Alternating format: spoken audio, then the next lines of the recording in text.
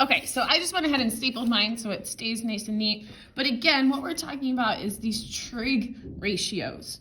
A ratio is comparing two things, and right now I'm really focused on these triangles. We can only use sine, cosine, and tangent for a right triangle, or a triangle that has a right angle. Let's take a look at the first one. We practiced some of this the other day. So my very first trig ratio is what we call sine. I'm gonna make this orange just to keep myself straight, and I'll color down here to my sine. We can remember our trig ratios from SOHCAHTOA, however you want to say it, but let's focus on sine right now. So my sine ratio compares two things. My sine ratio is comparing my opposite side over my hypotenuse. Okay, so I'm talking about my opposite side over my hypotenuse. This is really important. We know a ratio compares two things. This is how I get my sine opposite over hypotenuse. This is just a way to remember.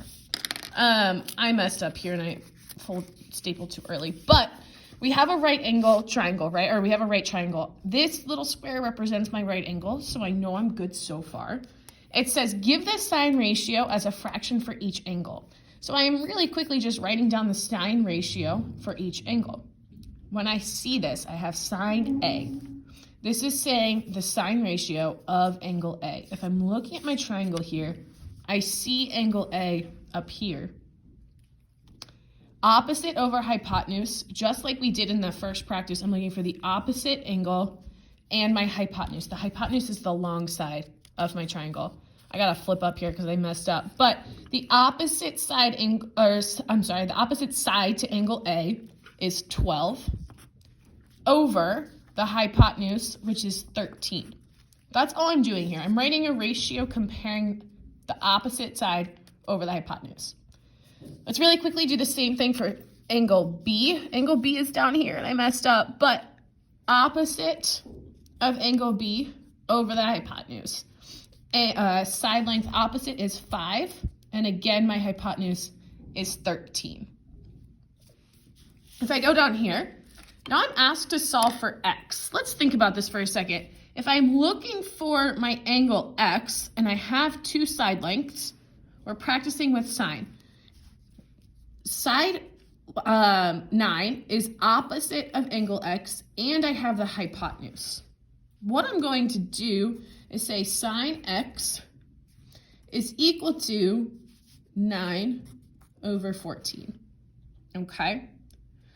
Now we gotta do some math, we gotta do some algebra to solve this, but for right now, I want you to just get this set up. Let's set up the rest of them. So solve for x. Question number 4, I'm solving for, I'm looking for the measure of this angle. I know this measure is 90 degrees, but I don't know what these other two are.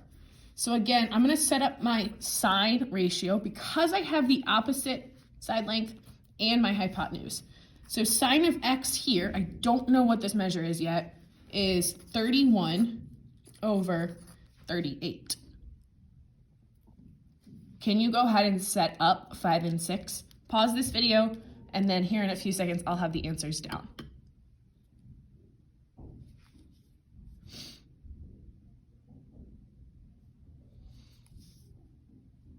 All right, you may have noticed that you actually are already given the side angle here, or I'm sorry, the angle length here.